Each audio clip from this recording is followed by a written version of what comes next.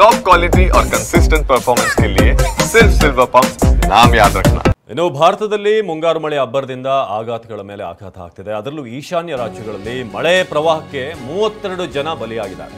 ಇದು ಸದ್ಯಕ್ಕೆ ಸಿಕ್ಕಿರುವಂತಹ ಸಂಖ್ಯೆ. ಅದರಲ್ಲಿ ಆಗಿರುವಂತಹ ಅವಾಂತರಗಳನ್ನು ನೋಡಿದ್ರೆ ಈ ಸಾವಿನ ಸಂಖ್ಯೆ ಇನ್ನಷ್ಟು ಹೆಚ್ಚಾಗುವಂತ ಭೀತಿ ಇದೆ.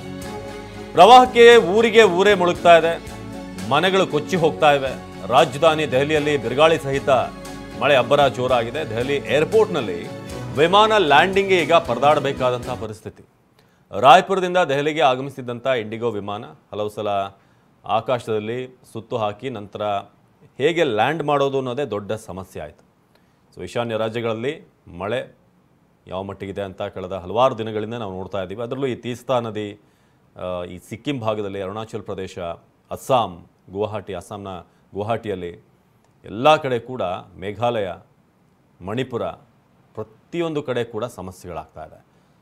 ಅದರಲ್ಲೂ ಈ ಪ್ರವಾಸಿ ತಾಣಗಳು ಭಾಳಷ್ಟು ಮಂದಿ ಈ ರಜೆ ಇರುವಂಥ ಕಾರಣ ಪ್ರವಾಸಿಗರು ಹೋಗಿದ್ರು, ಅವರೆಲ್ಲರೂ ಕೂಡ ಸಿಲುಕಿರುವಂಥದ್ದು ಕೂಡ ಆಗಿದೆ. ಅದರಲ್ಲೂ ದೆಹಲಿ ಏರ್ಪೋರ್ಟ್ ಭಾಳ ಬ್ಯುಸಿ ಇರುವಂಥ ಏರ್ಪೋರ್ಟ್ಗಳಲ್ಲೊಂದು. ಸೊ ಅಲ್ಲಿ ಈಗ ಲ್ಯಾಂಡಿಂಗ್ ಮಾಡೋಕ್ಕೆ ಅಥವಾ ಅಲ್ಲಿಂದ ಟೇಕ್ ಆಫ್ ಆಗೋಕ್ಕೂ ಕೂಡ ಸಮಸ್ಯೆ ಆಗ್ತಾ ಇದೆ.